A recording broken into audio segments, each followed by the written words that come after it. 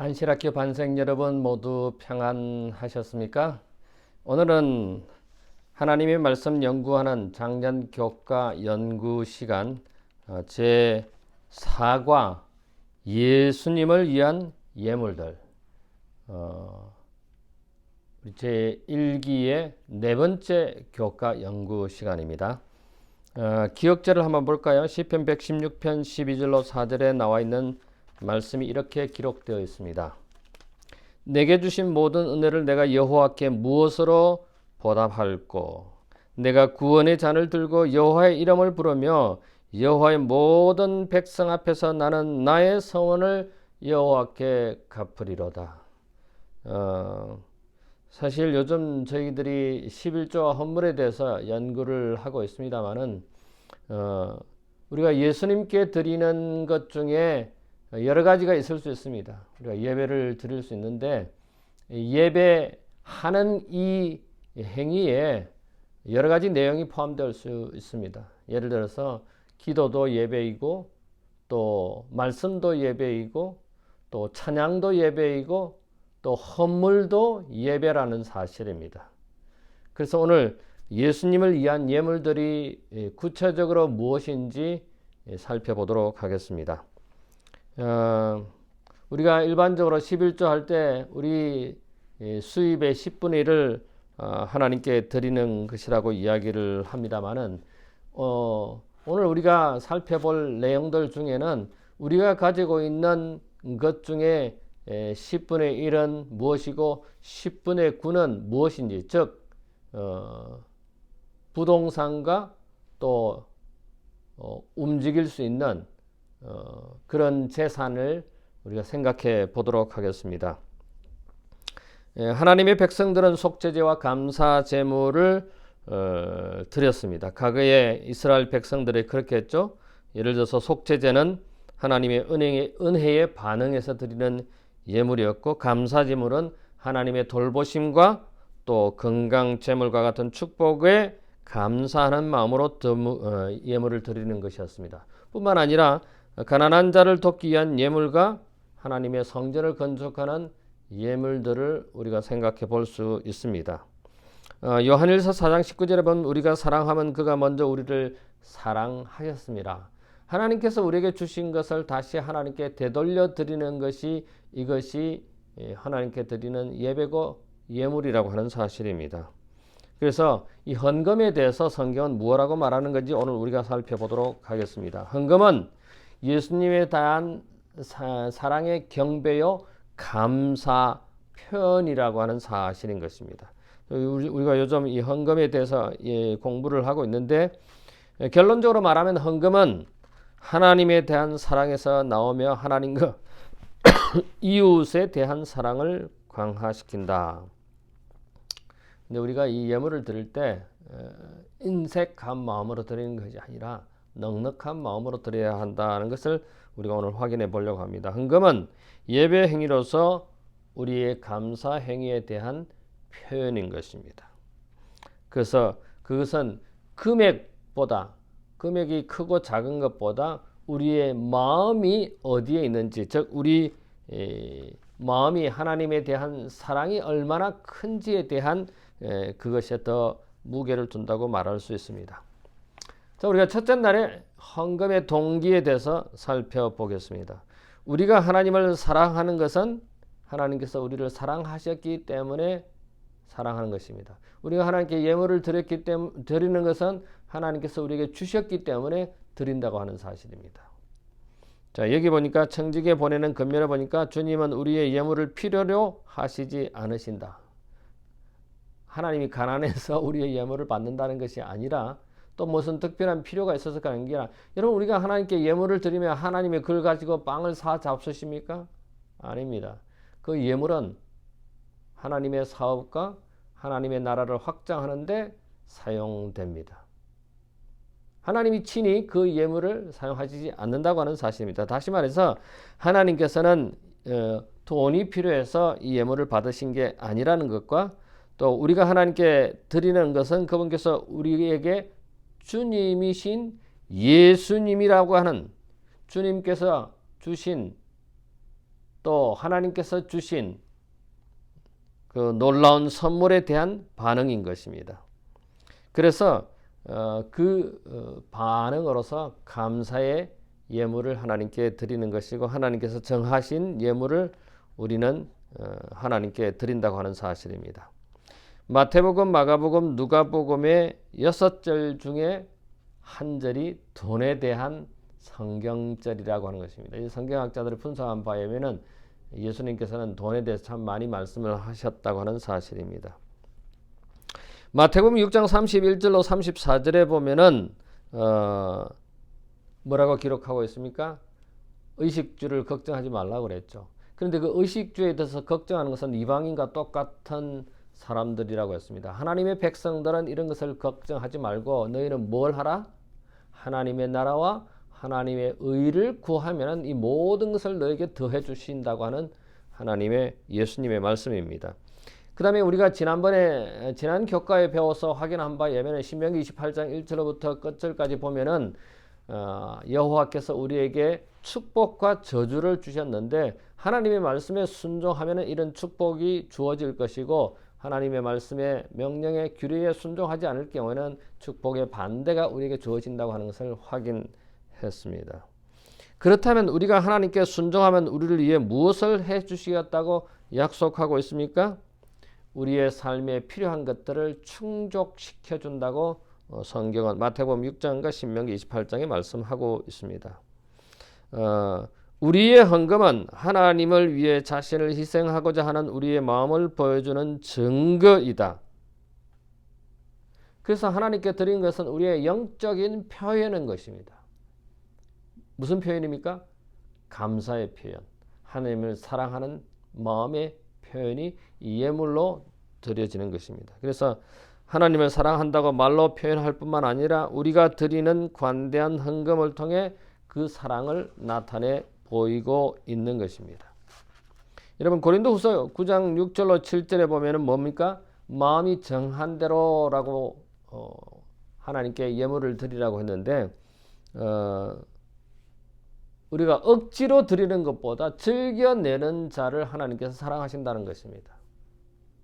그래서 우리가 하나님께 예배할 때나 물론 헌금을 드리고 기도할 때나 또는 찬양으로 이렇게 할 때 즐거운 마음으로 해야지 억지로 하는 것은 바람직하지 않다는 것입니다. 하나님이 기뻐하시지 않는 예배라는 것입니다. 그래서 즐겁고 기쁘고 감사하는 마음으로 하나님께 예배하고 하나님께 예물을 드려야 한다고 하는 사실입니다.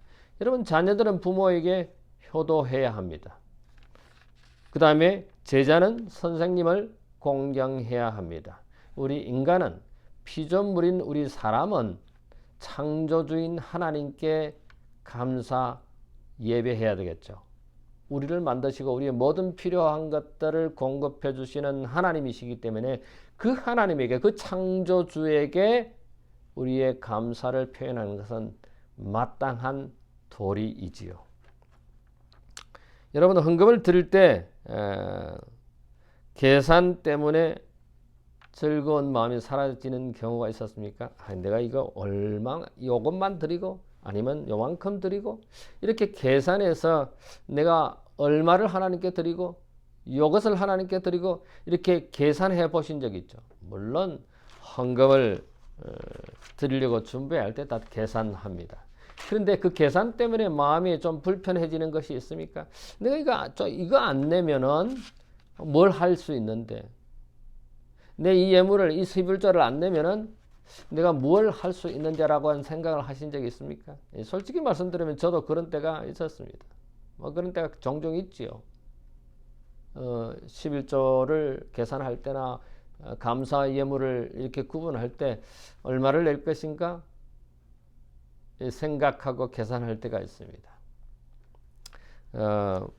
중요한 것은 우리가 어떤 마음으로 하나님께 예물을 드리느냐 그 동기가 대단히 중요하다고 하는 사실입니다. 여기 교회정은 상권 398쪽에 보면은 영감이 글은 이렇게 기록하고 있습니다. 예물은 양이 아니라 사랑으로 나타낸다고 하는 것입니다. 그래서 우리의 마음의 동기, 마음의 태도가 마음가짐이 어떠하느냐에 따라서 하나님께서 기뻐하시는 예물이 될 수 있고 하나님이 원치 아니하는 예물이 될 수 있다고 하는 사실입니다. 그래서 우리가 하나님께 예물을 드릴 때는 우리의 동기를 보신다고 하는 것입니다. 좀 이따 좀 더 구체적으로 예를 들어서 설명하겠습니다. 둘째 날은 그러면 우리가 계산을 해서 얼마를 드려야 할까, 무엇을 드려야 할까를 계산할 수 있는데, 신명기 16장 17절에 보면은 각 사람이 내 하나님이 주신 복을 따라 그 힘대로 드릴지니라 했습니다. 하나님께서 나에게 많이 주셨다면 우리는 많은 것을 하나님께 되돌려 드릴 수 있는 것이고, 하나님께서 나에게 적은 것을 주셨다면 우리가 적은 양의 것을 하나님께 돌려 드릴 수 있습니다. 마찬가지로 우리가 달란트를 많이 받았으면 많은 달란트를 가지고 다른 사람들을 위해서 봉사해야 할 것입니다. 우리가 달란트를 조금 받았다면 그 조금 받은 달란트에 조금 우리가 다른 사람을 위해서 봉사할 수 있겠죠. 우리가 건강한 사람은 많은 양의 봉사를 할 수 있지만은, 건강하지 못한다면 내가 건강하지 못한 몸으로 어떻게 하나님께 봉사할 수 있을까? 예물을 드릴까? 그래서 우리가 계산을 할 수 있습니다. 신명기 16장 17절에 보면은 헌금의 기준으로 구체적인 비율 대신에 무엇을 주셨는가? 물론 우리가 말라기 3장 10절에 보면은 10분의 1의 것은 하나님의 것이므로 하나님께 되돌려 줘야 된다라고 기록되어 있지만은, 일반적으로 헌금의 그 양을 어떻게 계산할 것인가 하는 것은 하나님께서 나에게 주신 복의 분량대로, 힘 닿는 대로 하나님께 드리는 것입니다. 그게 신명기 16장 17절에 기록된 내용입니다. 우리가 계산을 할 때 하나님께서 나에게 많은 것을 주셨다면 우리가 하나님께 많은 것을 되돌려 드릴 수 있겠지요. 그러나 하나님께서 우리에게 조금 주셨다면 조금 되돌려 드릴 수 있을 것입니다.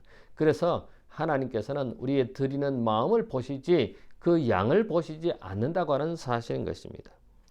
우리의 헌금은 하나님께서 우리에게 주신 생명과 구원과 물질, 그리고 많은 복에 대해서, 하나님의 은혜에 대해서 감사 표현이 바로 이 헌물이라고 하는 사실입니다.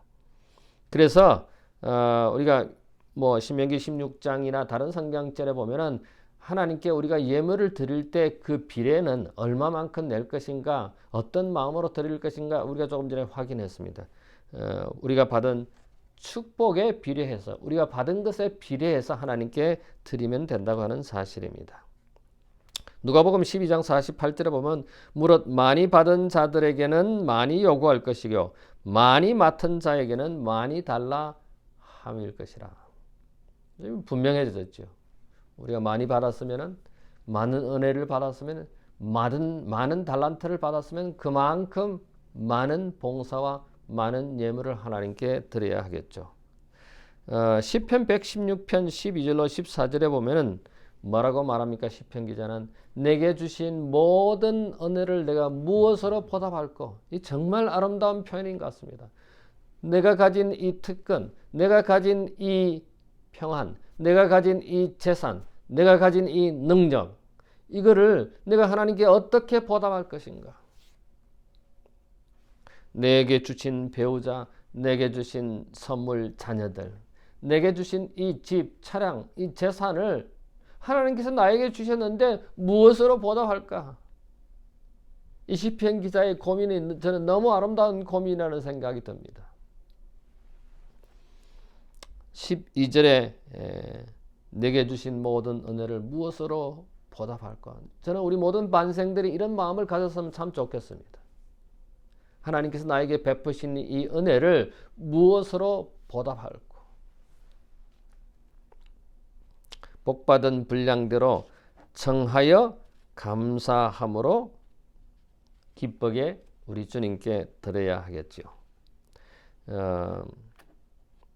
하나님이 세상을 이처럼 사랑하사 독생자를 주셨으니 이는 저를 믿는 자마다 멸망치 않고 영생을 얻게 하려 함이라.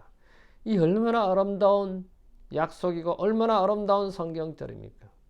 우리의 하늘 아버지께서 우리를 너무 사랑하셔서 그의 하나밖에 없는 독생자 예수 그리스도를 이 땅에 보내셔서 우리를 위하여 고통받으시고 우리를 위하여 피를 흘리시고 우리를 위하여 죽게 하셔서 우리로 하여금 영원히 살 수 있는 길을 마련하신 이 놀라운 은혜와 선물을 우리는 생각할 때마다 감동하지 않을 수 없습니다. 눈물 나지 않을 수 없습니다.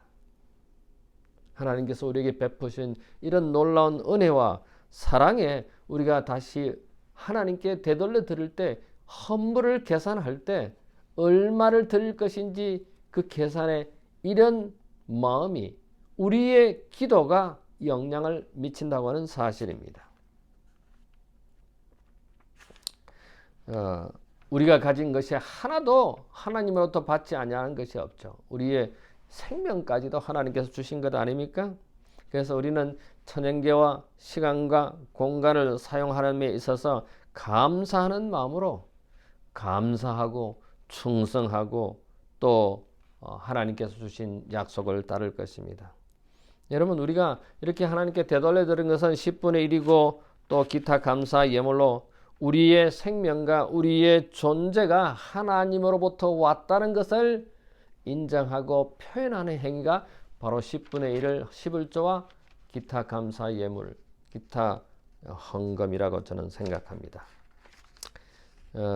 얼마를 드려야 될까? 여러분, 계산할 때 마음이 좀 찜찜하고 또 불편한 마음이 있다면 우리의 정성과 우리의 기도가 부족하지 않을까? 내가 하나님께 모든 받은 것에 대해서 감사하는 마음이 부족하지 않을까? 저는 그렇게 생각해 봅니다. 그래서 우리가 하나님께 예물을 드릴 때 얼마를 드릴까 고민하지 않냐고 우리가 받은 대로 하나님께로부터 받은 대로 하나님의 것을 구분하고 하나님께 감사의 예물을 하나님께 드려야 하겠죠. 셋째 날에 가서서는 헌금과 예배인데 사실은 이 헌금과 예배가 말이 좀 저는 맞지 않다고 생각합니다. 저는 헌금 예배라고 생각합니다. 그런데 이 헌금과 예배를 따로 설명하기 위해서 저는 분리해 놨다고 생각이 되는데 사실은 헌금도 예배요, 기도도 예배요, 찬송도 예배요, 말씀도 예배인 것입니다. 그래서 이 헌금이 예배라고 하는데 우리가 예배 순서에 보면은 아까 제가 말씀드린 것처럼 찬미가 있고 기도가 있고 말씀이 있고 예물, 헌물이 있습니다. 그 헌물에는 11금과 각종 기타 헌물을 의미합니다.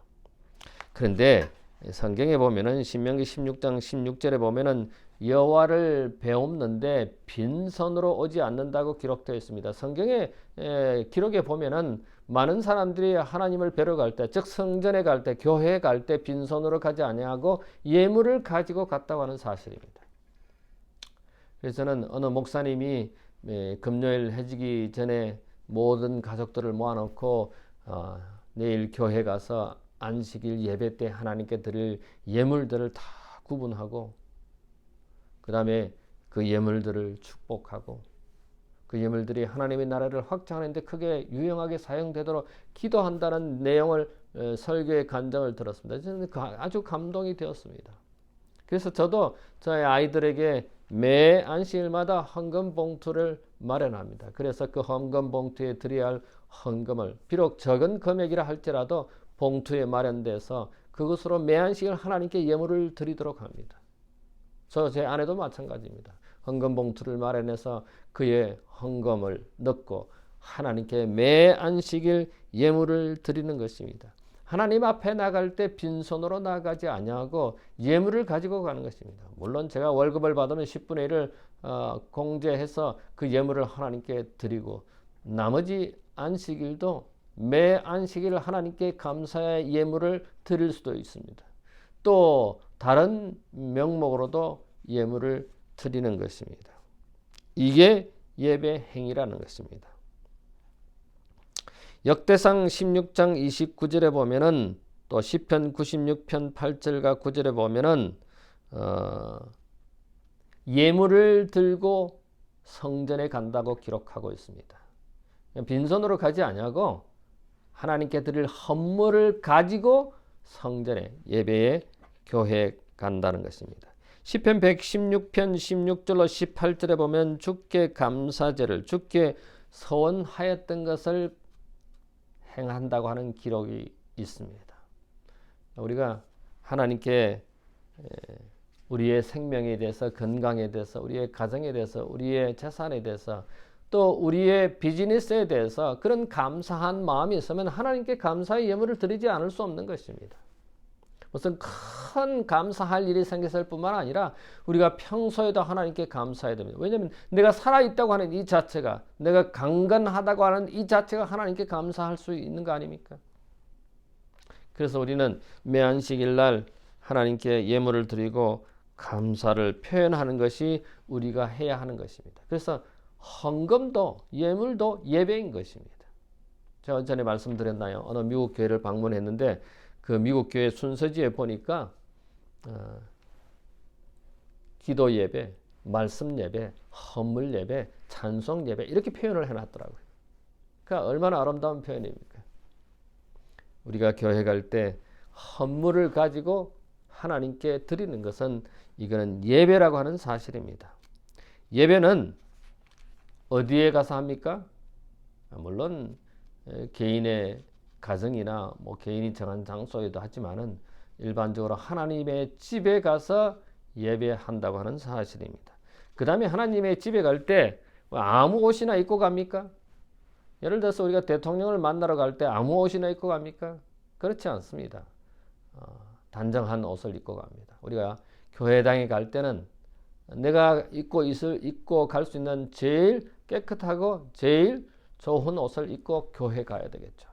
그래서 안식일에 입는 옷과 안식일에 신는 신발과 안식일에 먹는 음식이 평소와는 좀 다르면 어떨까 하는 생각이 듭니다. 물론 달라야 되겠죠. 우리 아이들을 위해서 안식일에 저희 두 사람이 옷을 준비하고 신발을 다듬고 그 다음에 안식일에 신는 신발을 꺼내놓고 할 수 있으면 안식일에도 좀 특별한 메뉴를 둬서 안식일이 되면은 우리의 자녀들이 우리의 가족들이 오늘은 안식일이구나 음식을 보고서도 안식일을 만약에 인식한다면은 참 훌륭한 우리의 태도가 아닐까 그렇게 생각을 해 봅니다. 여러분이 헌물을 드릴 때 우리의 마음이 얼마나 포함되어 있을까 생각해 보신 적 있습니까? 11조를 낼 때도 그렇고 감사의 예물을 드릴 때도 그렇고 일반 예물을 드릴 때 내 마음이 과연 얼마만큼 여기에 포함되어 있었을까? 한번 생각해 보십시오.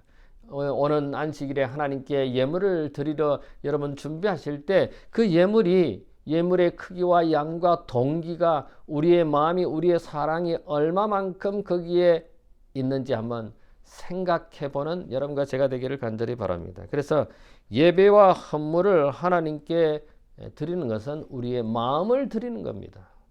그 큰 액수를 드리고 작은 액수를 드리는 그게 중요한 것이 아니라 우리의 마음과 사랑을 하나님께 드린다고 하는 사실입니다.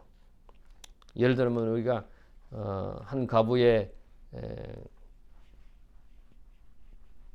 그 동전 2개를 드린 것을 예수님께서 제자들을 불러 칭찬하지 않았습니까? 이 가난한 가부가 드린 이 동전은 그의 생활비 전부를 드렸다고 칭찬하였습니다. 부자들께서 돈을 많이 내시는 것은 참 좋습니다. 그런데 예수님께서 이 가부가 동전 2개를 낸 것은 자기 생활비 전부를 드렸다고 칭찬했습니다. 여러분 100만 원에서 10만 원을 내는 것은 10만 원 굉장히 많은 돈입니다. 그런데 여러분 1000불에서 100불을 내고 그 돈을 낸다고 한번 생각해 보십시오. 아니 100불에서 10불에서 1불을 낸다고 생각해 보십시오. 1불에서 10센트를 낸다고 생각해 보십시오. 자, 우리는 하나님께 드릴 때 하나님께 예배할 때 헌물로 예배한다고 하는 사실을 잊지 말게 되기를 바랍니다. 넷째 날입니다. 하나님께서 우리가 드린 예물을 기억하신다고 하는 사실입니다. 하늘의 천사가 우리가 드리는 모든 예물들을 기록하고 있다고 하는 사실입니다. 마가복음 12장 41절로 44절에 보면 한 가부의 2 렙돈, 제가 조금 전에 말씀드렸죠. 그 드린 것을 예수님께서는 자기 재산에 자기 생활비 전부를 드린 것. 여러분 제가 10만 불을 갖고 있다가 만약에 10,000불을 냈다. 10,000불 헌금 엄청난 액수입니다. 그러나 여전히 9만 불이 있다고 하는 사실입니다. 그런데 이 과부는 자기가 생활하는 그 생활비 $2라고 합시다. $2라고 합시다. $2로 그 음식을 사 먹을 수 있는 그 금액 전부를 하나님께 드렸다면은 여러분 제가 10만 불을 갖고 있다가 10,000불을 드린 것하고 내 생활비 전부 비록 $2지만은 $2를 드린 것하고는 그 마음의 그 양의 가치가 다를 것입니다. 하나님께서 우리가 드린 모든 예물들을 천사가 그것을 기록하고 있다고 하는 사실은 놀라운 사실입니다. 그리스도인들은 자기 자신을 하나님께 바친 자들입니다. 그래서 생활비 전부를 예수님께 드렸다고 하는 것은 예수님께서 제자들을 불러서 칭찬한 아주 놀라운 사실인 것입니다. 예수님께서는 그 여자가 뭐 보잘것없는 $2 드리는 것을 가지고 칭찬한 것이 아니라 그 여인의 그 과부의 마음의 동기를 칭찬하신 것입니다. 그래서 제가 아까 말씀드렸죠. 우리가 하나님께 헌물을 구분할 때 내 마음이 여기에 얼마나 포함되어 있는가, 내 사랑이 얼마나 포함되어 있는가, 하나님께서는 그거를 헤아리신다고 하는 사실입니다. 예수님께서 칭찬하신 유일한 예물이 이 한 과부의 두 동전 이야기입니다. 자, 사도행전 10장 1절로 4절을 보면 고넬료가 천사의 방문을 받은 이유를 설명하고 있습니다. 그 이유가 무엇입니까? 고넬료가 드린 기도와 고넬료가 드린 구제가 하나님께 상달되었다고. 그래서 천사가 방문해서 이 고넬료가 깜짝 놀라죠. 천사가 나타났으니까 무슨 일이시냐고. 그랬더니 그 천사가 너가 한 기도와 너가 한 구제가 하늘에 상달되었다. 여러분, 우리가 기도를 한다고, 우리가 구제한다고 그것이 다 상달되느냐? 제가 볼 때는 이 말씀의 그 근거를 본다면은 하늘에 상달되지 않는 것도 있다고 할 수 있는 것입니다. 우리가 의무적으로 억지로 한다든지 또 뭐 충분히 우리가 받은 복대로 우리가 얻은 유익대로 거기에 상당한 내용을 크기를 드려야 되는데 그렇지 아니하고 인색한 마음으로 드리는 마음이라면은 그런 구제라면은 뭐 안 하는 것보다 낫겠죠. 뭐 인간적으로 생각하면은. 그러나 하나님이 그걸 기뻐하시지 않는다고 하는 사실입니다. 우리의 기도뿐만 아니라 우리의 드린 예물의 동기까지도 하늘에 기억된다. 하늘에서 기억된다. 마태복음 6장 21절에 내 보물이 있는 곳에 내 마음이 있다라고 말씀하신 말씀을 기억하시는 우리 모두가 되었으면 참 좋겠습니다. 하나님은 우리가 하는 모든 행동의 근본 동기를 아십니다. 하나님께서는 그대가 드리는 11조와 헌금을 얼마나 귀하게 보실까요? 우리가 정말 진심을 다해서 하나님을 사랑하고 또 신실하게 하나님의 것을 구분하신다면은 하나님께서 그런 여러분을, 그런 저를 기뻐하시리라고 저는 확신합니다. 누가복음 10장 27절에 우리 교회 표어이죠. 내 마음을 다하며 목숨을 다하며 힘을 다하며 뜻을 다하여 주 너의 하나님을 사랑하고 또한 내 이웃을 내 자신과 같이 사랑하라 하였나이다. 주님을 기쁘시게 하고 이웃을 행복하게 하는 것이 우리 교회의 표어입니다. 정말 우리의 삶 속에 예배를 통해서, 헌물을 통해서, 우리의 봉사를 통해서 하나님의 사랑이 나타나고 이웃에 대한 사랑이 나타나고 있느냐, 주님을 기쁘시게 하느냐, 우리가 생각해 볼 필요가 있습니다. 그래서 예물의 가치는 액수보다는 거기에 사랑과 믿음이 얼마나 있느냐 하는 것입니다. 자, 우리의 모든 예물은 하늘에서 기억된다고 하는 사실. 다섯째 날 특별 계획, 큰 병에서 드리기. 큰 병이 뭡니까? 여기 보면은 유동자산과 비유동자산에 대해서 설명하고 있습니다. 유동자산은 우리가 현금이라든지 즉시 우리가 사용할 수 있는 그런 것을 유동자산이라고 하고, 그 다음에 비유동자산은 뭡니까? 집이라든지 자동차라든지 이렇게 금방 돈으로 쓸 수 없는 재산을 말합니다. 근데 오늘 이 다섯 번째 목요일 소재의 큰 병은 바로 우리가 생각하는 비유동자산입니다. 우리가 현금을 수익이 있었을 때, 이익이 있었을 때, 선물을 받았을 때 그거를 하나님께 감사의 예물이나 또 수입의 10분의 1을 구분하는 것은 쉽지만은 사실 우리가 갖고 있는 그 비유동 자산에 대해서 예를 들어서 CD에 넣어두었다든지 은행에 저축 예금한다든지 또 우리의 집이라든지 재산 이런 부동산에 대해서 과연 우리가 헌물을 드리는가 우리가 생각해 볼 문제입니다. 그래서 우리가 가지고 있는 이런 작은 병들 즉 현금이나 이런 것들에서 쉽게 우리가 헌물을 낼 수 있지만은 쉽게 현금화할 수 없는 집이나 이런 우리의 재산에 대한 헌금을 하나님께 어떻게 드릴 것인가. 마가복음 14장 3절로 9절에 보면은 한 여인이 향유를 한 옥합 한 병을 가져와서 깨트려서 모든 것을 다 예수님의 발에 붓고 자기 머리로 그 예수님의 발을 씻는 장면이 기록되어 있습니다. 그래서 재물을 담당한 유다는 자기가 그 한 옥합을 생각해 보니까 향유 한 옥합은 약 300데나리 1년치의 봉급인데 만약에 한 달에 1000불을 받는다면 12,000불어치일 것이고 만약에 한 달에 10,000불의 월급을 받는다면 12만 불의 가치가 되는 그 재산을 한순간에 예수님께 드려버렸단 말이에요. 그래서 이 유다는 그거 허비했다고 그렇게 말했지만 예수님께서는 그 여인이 한 행동을 칭찬하셨고 오래도록 이 여인이 한 행동에 대해서 나누라고 말씀을 하셨습니다. 요한복음 12장 2절로부터 8절에 보면은 똑같은 이야기가 나오는데 마르다는 음식을 했고 마리아는 향유 한 옥합을 가져와서 예수님의 발에 부었습니다. 왜 이런 이야기를 할까요? 첫 번째 이 잔치의 주인공은 누굽니까? 예수님과 예수님의 제자들입니다. 그런데 이 여인이 갖고 와서 한 옥합 향유를 부어드린 그 향유의 값어치는 얼마나 될까요? 예물의 가치는 300데나리온이라고 그랬죠. 1년 봉급이라고 했습니다. 여러분 1년 봉급을 하나님께 드릴 수 있습니까?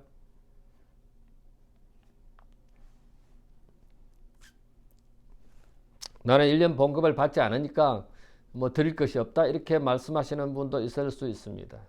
그러면 우리가 가지고 있는 비유동자산 그런 자산에 대해서 우리가 하나님께 그 비유동자산이 일반적으로 유동자산이 한 10% 비유동자산이 한 90% 된다고 하는데 그 90% 정도 되는 그런 재산에서 과연 우리가 예물을 드리고 있는가 우리가 생각해 볼 필요가 있습니다. 왜 이 여인이 그 한 옥합의 향료를 1년치의 월급분에 그것을 쏟아 부었습니까? 예수님의 죽음을 준비하기 즉 장례 준비를 위해서 그렇게 했다고 하는 사실을 우리는 알게 됩니다. 마리아는 300데나리온 즉 1년치의 월급을 그냥 한순간에 사용했지만 유다는 예수님을 팔 때 은 30냥에 팔았습니다. 은 30냥이면 얼마 되지 않지요. 물론 은 30냥도 많다고 생각할 수 있습니다만은 이 여인이 드린 한 백합의 한 옥합의 그 향유에 비하면 훨씬 작은 부분입니다. 우리가 드리는 예물이 받는 사람에게도 중요하지만 드리는 사람에게도 중요한 이유가 뭡니까? 그 예물의 가치와 무게가 그 감사와 사랑에 비례하기 때문이겠습니다. 우리가 드리는 그 예물이 우리의 사랑과 우리의 감사가 얼마나 포함되어 있느냐. 자, 마지막 여섯째 날은 여기 보니까 영감의 길의 교회정은 2권 518쪽에 나는 기록하는 천사가 하나님께 헌납되는 헌금마다 금고에 넣어지는 금조들을 충실히 기록하며 그렇게 드려진 헌금의 최후 결과를 충실히 기록하는 것을 보았다. 우리가 드려지는 헌금은 하늘에 기록된다는 것입니다. 그러므로 하늘 창고에 우리의 보물을 보관한다고 하는 것은 참으로 유익하고 중요한 일이겠지요. 오늘 우리는 예수님을 위한 예물들에 대해서 확인해 봤습니다. 우리가 드리는 예배에 헌물을 드리는 것도 예배라고 하는 사실을 확인했습니다. 자, 다음 5가에서는 빚을 다루는 법에 대해서 우리가 연구하게 될 것입니다. 빚을 빚지는 것은 별로 좋지 않습니다만은 만약에 빚을 꼭 져야 된다면 어떻게 져야 되는지 우리가 성서적으로 살펴보겠습니다. 잠깐 머리를 숙이고 기도할까요? 고마우신 우리들의 하늘 아버지, 우리가 성전에 갈 때, 교회 갈 때 빈손으로 가지 아니하고 매번 예물을 가지고 가는 하나님의 자녀들이 되게 해 주시옵소서. 우리가 가진 모든 것이 다 하나님께로부터 왔다고 하는 사실을 잊지 말게 해주시고, 그래서 감사의 예물을 주님께 드리는 우리 모든 반생들 되도록 인도해 주시옵소서. 감사하오며 예수님 이름으로 기도하옵나이다. 아멘.